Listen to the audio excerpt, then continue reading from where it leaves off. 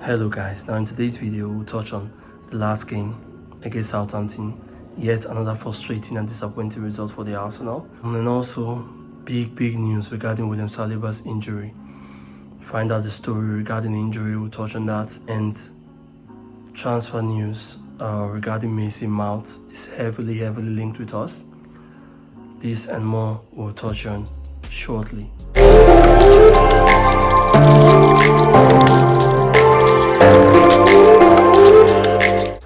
How are we doing, guys? Welcome back to the channel Apex Gunner, where you get all the exclusive football reviews as well as transfer talks, mostly regarding the Arsenal. Now before we jump into the video, I would like to say, if you enjoyed the video, go down there and make sure you smash a like, and also please do subscribe and help your boy on the road to 1,000 subscribers. Now let's jump into it.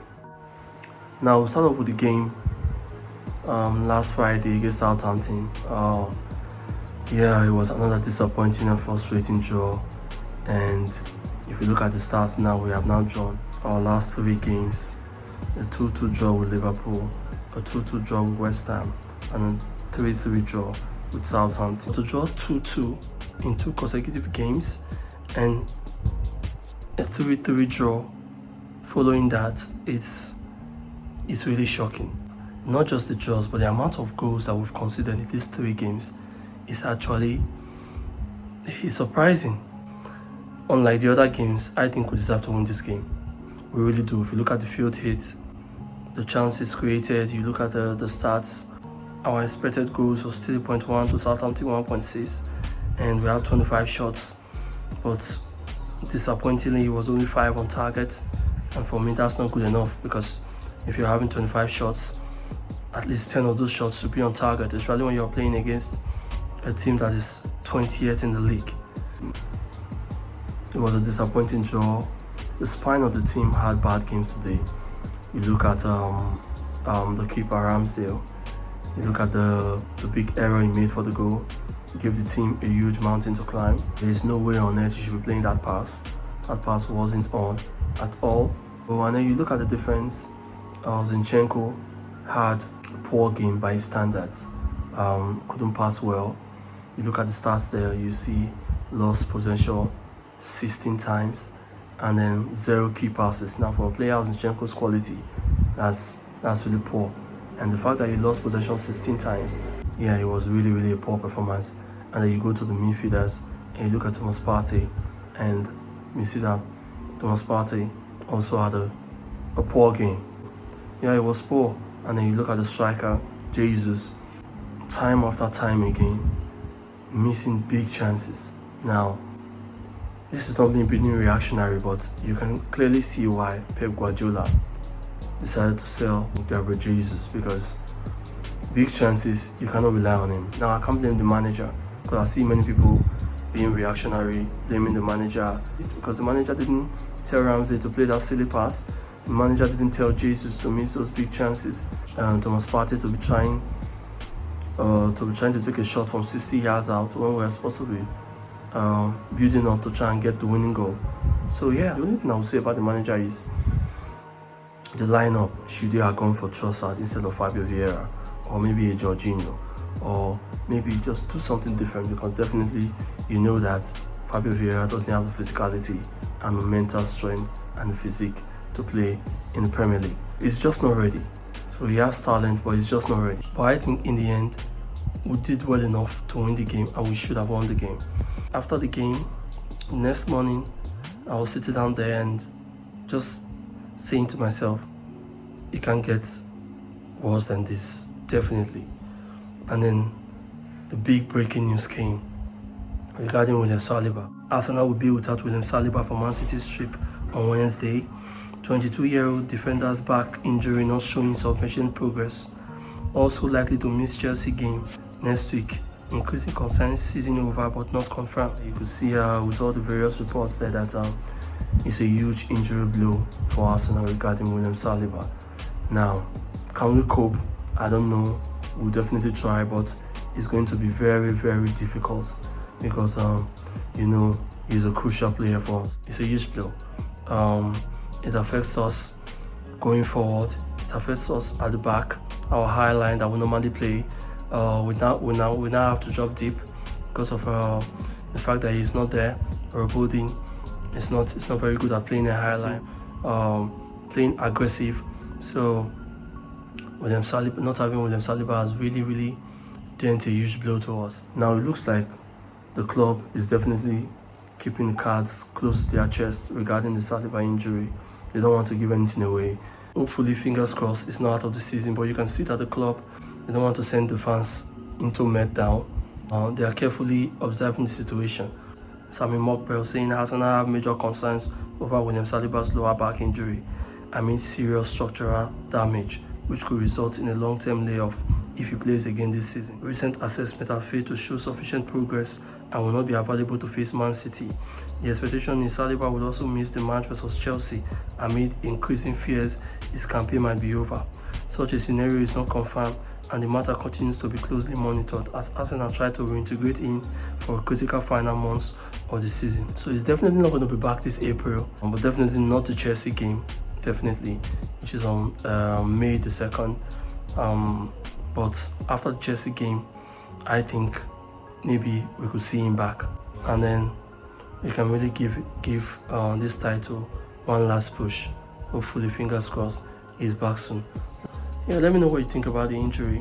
Do you think maybe he should still play again this season, or do you think we should just try and forget about him this season and just allow him recover fully well and keep him fresh for next season? Let me know what you think down in the comments below. Now let's talk Mason Mount. Now the report has come out from Charles Watts. This report has also been backed up by David Ornstein that it's a really serious interest, and it says here Arsenal are monitoring Mason Mount's position.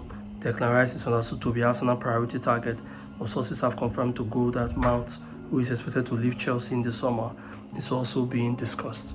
So yeah, looks like the interest in Mason Mount is pretty serious. I wouldn't be going for Mason Mount if it was up to me. Obviously, the club is quite interested in Mason Mount. During the January transfer window, Liverpool was heavily linked with him, and I thought, okay, maybe Liverpool are going to end up getting him. It looks like now we are also being linked with him. Seems like the interest is really strong from Arsenal, from Manchester United, and for Bayern Munich as well. So yeah, we'll see what happens with that one. Let me know your thoughts in the comments. Do you think we should be going for Mason Mount, or do you think maybe Mason Mount is not your ideal midfielder? And also tell me, who would you prefer? Who would you prefer to go for if you don't want to go for Mason Mount? Maitland-Niles has pretty much confirmed. He says it. Speaking to the Athletic, he said Ainsley Maitland-Niles will move on from Arsenal this summer after the club decided against triggering an option in his contract for a further year. With the decision to part ways mutually agreed months ago, Maitland-Niles will be a free agent on June 30th. And Ainsley Maitland-Niles has pretty much confirmed. He says it. Speaking to the Athletic, and he said it's been a great journey, but it has to come to an end now. It's time for a fresh start and to find a new home. So yeah, Ainsley Maitland-Niles looking like he will be leaving, which is a shame because I think Ainsley Maitland-Niles would have been an important player. Even now, you look at the fact that Tomiyasu is injured, we needed the right back to cover. So I wish him all the best. But yeah, I personally think he didn't grab his opportunity. I think he had a chance to get into the team. He had a chance to take that right back spot, but he never seemed to be able to grab that opportunity. But some people feel that the club didn't treat him well, while some people feel he was the one that didn't do himself any good. So let me know what you think in the comment below regarding Ainsley Maitland-Niles. Do you think Ainsley is his fault that he didn't have a good career at Arsenal, or do you think maybe the club could have treated him a little bit better? So let me know what you think down below in the comments.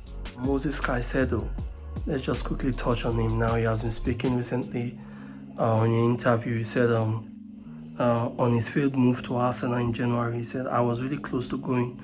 I suffered a lot. I'm sure I'm going to have many more opportunities.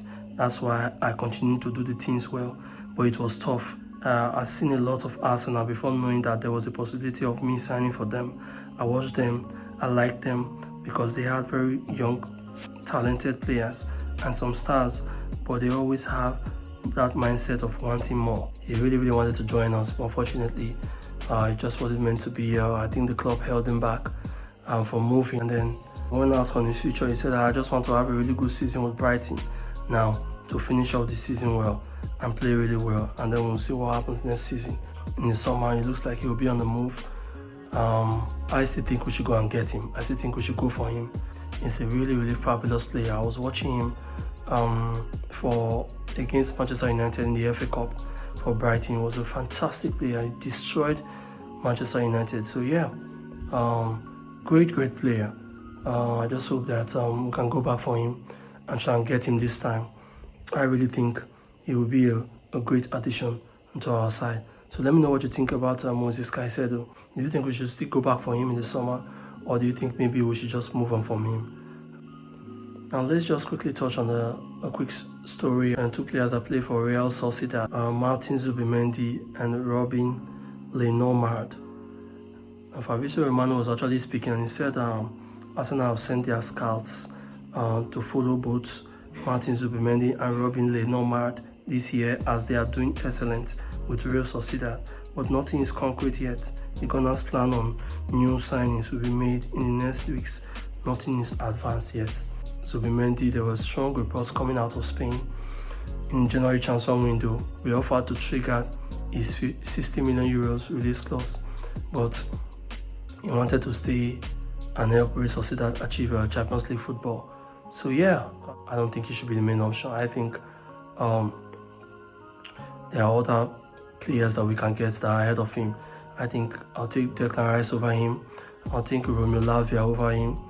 I'll take, obviously, my first choice, Joao Palhinha, over him. So yeah, Zubimendi is a decent player, but I don't think he's what we should be going for. So let me know your thoughts in the comments about Zubimendi, if you think maybe we should be going for him, or if it's not your ideal target, and let me know also who your target will be. Now regarding the other guy, he's a French centre-back.